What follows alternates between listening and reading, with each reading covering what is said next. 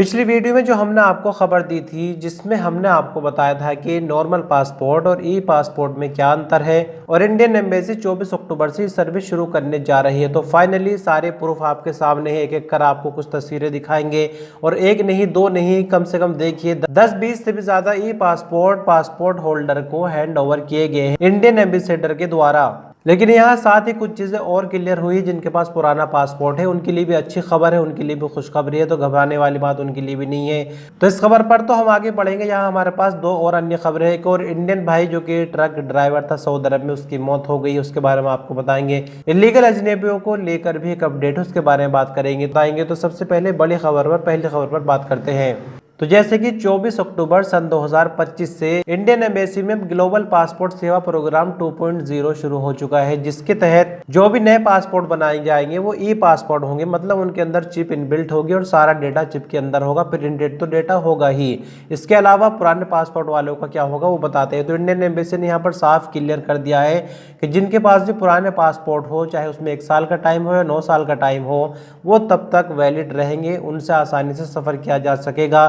और जब आपको रिन्यू करवाना हो तो आपको ये पासपोर्ट ही मिलेगा। साथ ही एम्बेसी ने एक चीज और क्लियर की है कि अगर आपने जो भी डॉक्यूमेंट दिए हैं पासपोर्ट रिन्यूअल कराने के लिए एम्बेसी में 24 अक्टूबर से पहले तो फिर आपको ई पासपोर्ट नहीं दिया जाएगा, आपको नॉर्मल पासपोर्ट ही दिया जाएगा। लेकिन 24 तारीख से जिन भी लोगों ने अप्लाई किया है पासपोर्ट के लिए, उन सभी को अब ई पासपोर्ट ही दिया जा रहा है। तो उम्मीद करते हैं कि आपको सभी जानकारी जो है वो क्लियर हो चुकी होगी। अभी भी कोई डाउट हो तो आप कमेंट में हमसे पूछ सकते हैं। इस न्यूज बुलेटिन की दूसरी खबर में बात करेंगे इंडियन ट्रक ड्राइवर जिसकी सऊदी अरब में दर्दनाक मौत हो गई। दरअसल राजस्थान के श्री गंगानगर के रहने वाले गुरकीर्तन सिंह, जिनकी उम्र 28 साल, सऊदी अरब में हैवी ड्राइवर के रूप में काम कर रहे थे पिछले 4 सालों से, और ये जुलाई के महीने में ही छुट्टी बिताकर सऊदी अरब आए थे।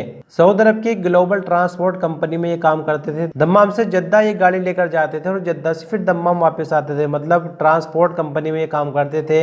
इधर से माल उधर जाता था, उधर से माल इधर आता था। अब हुआ ये कि दिवाली की रात जहाँ इनका परिवार दिवाली मना रहा था खुशी खुशी, वहाँ अचानक एक फोन पहुंच जाता है सऊदी अरब से, जिसमें परिवार को जो खबर मिलती है वो सुनने के बाद परिवार अचानक सदमे में चला गया। परिवार में शोक की लहर है। दरअसल 21 अक्टूबर की रात दम्माम ही अपना ट्रक लोड करा रहे थे। एक दूसरा ड्राइवर ट्रक में सवार था जो कि ट्रक को सेट कर रहा था, आगे पीछे कर रहा था, जो कि ट्रक को पार्किंग में लगा रहा था। ये उसको शायद इशारा कर रहे थे, ये क्या कर रहे थे, बहरहाल जो भी हो, ट्रक ड्राइवर ने कुछ ज्यादा ट्रक चला दिया और इनके पीछे चट्टान थी। मतलब एक तरफ ट्रक और दूसरी तरफ पीछे चट्टान थी और ये बीच में दब गए।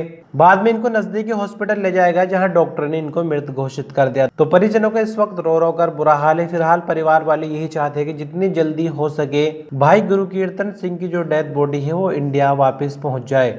और न्यूज बुलेटिन के अंत में बात करेंगे सऊदी मिनिस्ट्री ऑफ इंटीरियर की तरफ से जो एक वीकली रिपोर्ट आती है जिसमें लीगल अजनबियों की गिरफ्तारी के बारे में बताया जाता है। तो जो नई रिपोर्ट आई है वीकली, इसके मुताबिक 22,613 इलीगल अजनबी सऊदी अरब में सऊदी पुलिस के द्वारा गिरफ्तार किए गए, जिनमें इकामा लॉ को वायलेट करने वाले 13,652, बॉर्डर लॉ को वायलेट करने वाले 4,394, लेबर लॉ को वायलेट करने वाले 4,567 इलीगल अजनबी गिरफ्तार हुए। इसके अलावा सऊदी अरब में घुसपैठ की कोशिश करने पर 1,699, जबकि सऊदी अरब से बाहर जाने की कोशिश करते हुए बॉर्डर को क्रॉस करके 35 अन्य लोग गिरफ्तार हुए।